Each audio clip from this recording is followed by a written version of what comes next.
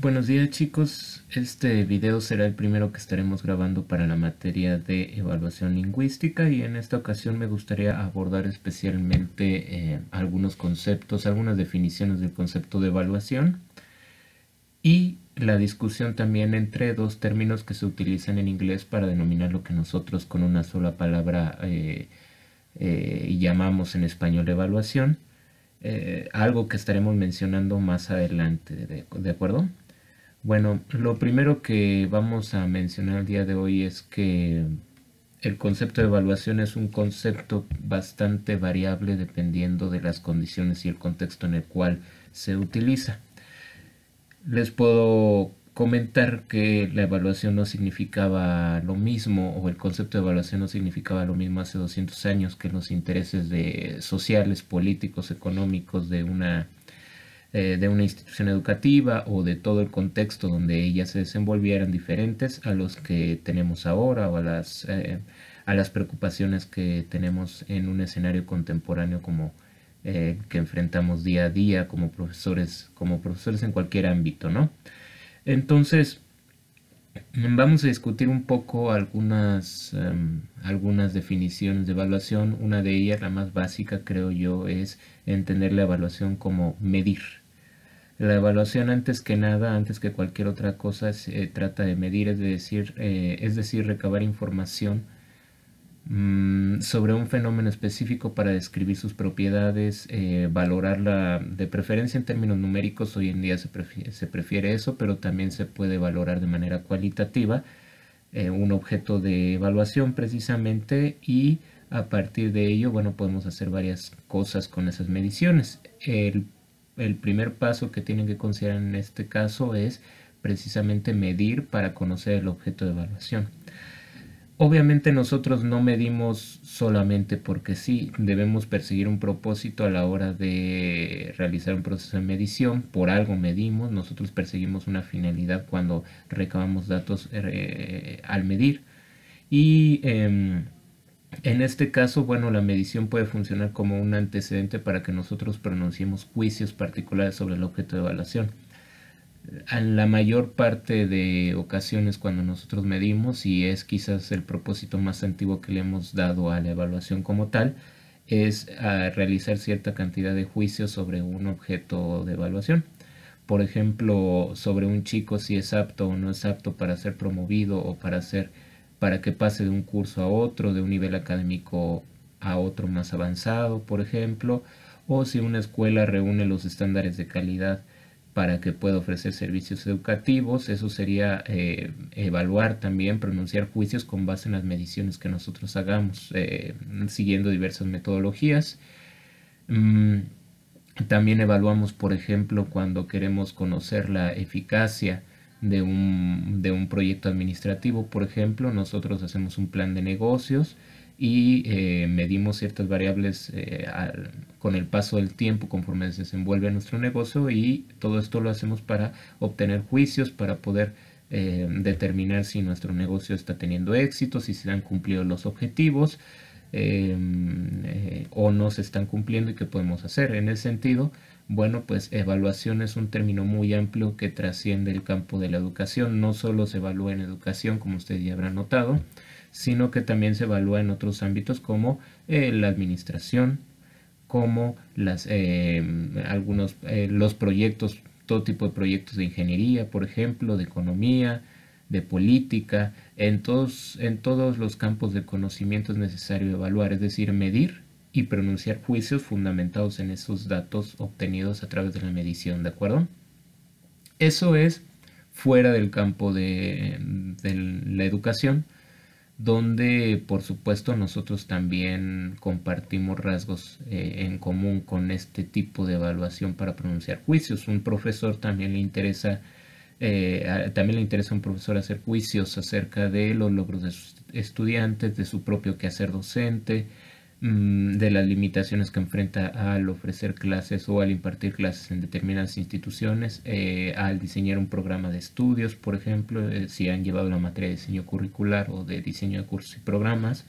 Se evalúa para muchas cosas y se busca pronunciar juicios para muchas cosas.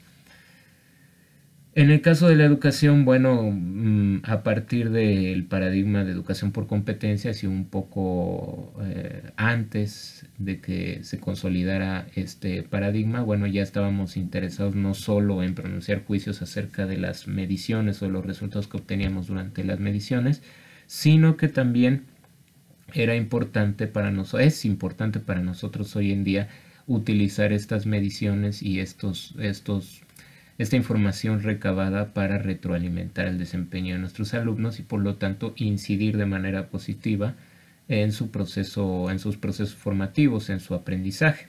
En ese sentido también está esta tercera definición de evaluar para retroalimentar, ¿no? Evaluamos, es decir, medimos para retroalimentar y por lo tanto mejorar las oportunidades de nuestros estudiantes de que alcancen sus logros, sus aprendizajes esperados, ¿de acuerdo? Entonces, recapitulando, tenemos evaluar cómo medir, evaluar cómo pronunciar juicios y evaluar cómo retroalimentar. Son tres definiciones que vamos a estar manejando a lo largo del curso para el concepto de evaluación. Dependiendo de nuestro contexto, podemos intercambiarlas y ustedes entenderán que las tres son igualmente válidas por el uso que se les da en el contexto, ¿de acuerdo?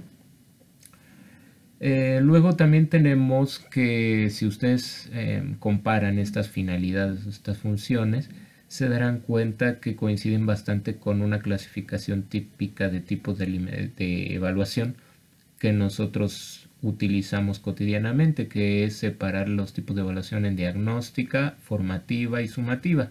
La diagnóstica la voy a abordar un poquito después, pero si ustedes se fijan, evaluar para formar juicios sería equivalente de alguna forma a lo que es la evaluación sumativa. Yo realizo una evaluación sumativa para determinar si el chico o la chica, si los alumnos han alcanzado los aprendizajes esperados y por lo tanto merecen ser promovidos o requieren repetir un curso, es decir, para pronunciar juicios de valor sobre sus aprendizajes.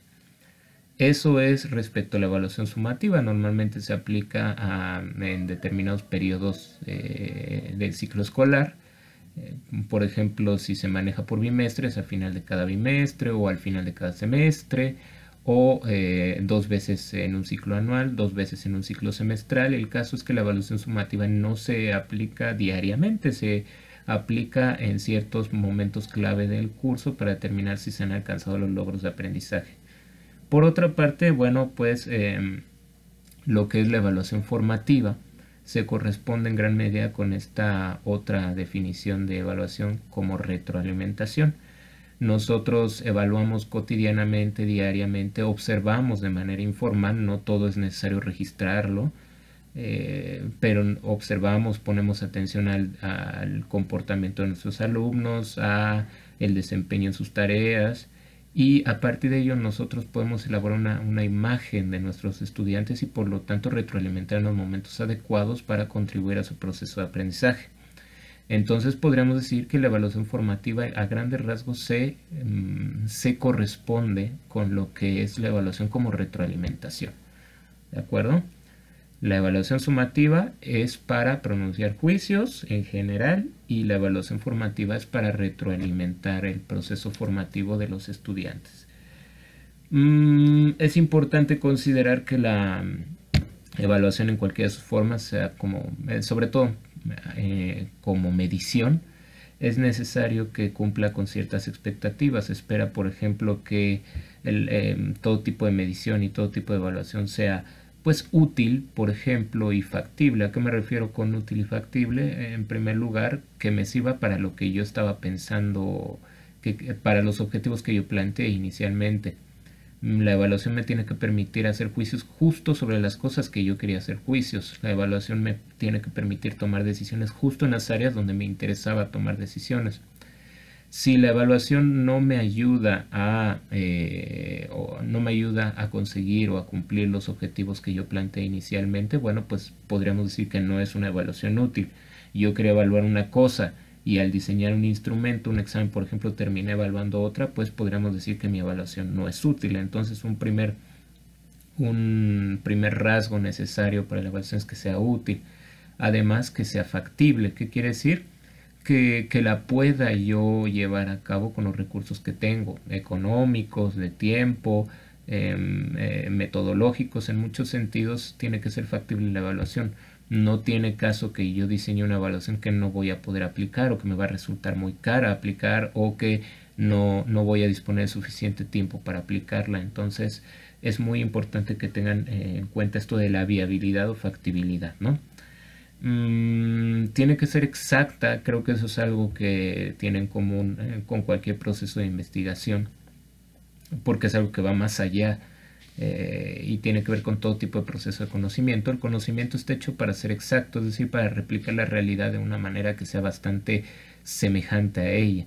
De nada me sirve evaluar algo y obtener juicios acerca del objeto evaluado si esto no se va a parecer a la realidad, si no se corresponde a la realidad. Puede ocurrir que yo evalúe una cosa y me haga una idea equivocada o una imagen equivocada de lo que estoy evaluando, y esto significa que la evaluación no está siendo exacta, no está siendo semejante a lo que me interesaba evaluar de la realidad. No se parece a la realidad y por lo tanto me provoca errores de juicio. Y por último, bueno, la evaluación tiene que ser ética. ¿A qué me refiero con ética? Bueno, que digo, esa es una noción muy contemporánea y me importa mucho recalcarla. Tenemos que emplearla en beneficio de nuestros alumnos y de las comunidades donde trabajamos, ¿no? Evaluar no se evalúa para ejercer presión sobre una comunidad de estudiantes, no se evalúa para ejercer poder, control, dominio o terror incluso en el estudiante. No se evalúa para lograr nuestros fines, digámoslo, alejados de los objetivos educacionales que tengamos, sino que evaluamos para lo que se tiene que evaluar, en este caso para ayudar a nuestros estudiantes a crecer, a formarse como individuos en las materias que nosotros impartamos, independientemente que sea enseñanza de lenguas o no lo sea. En un segundo video, bueno, vamos a estar abordando lo que es periodos o evolución de la evaluación a lo largo de la historia, y a partir de ahí me voy a seguir con otra discusión, ¿de acuerdo? Entonces nos vemos en el segundo video.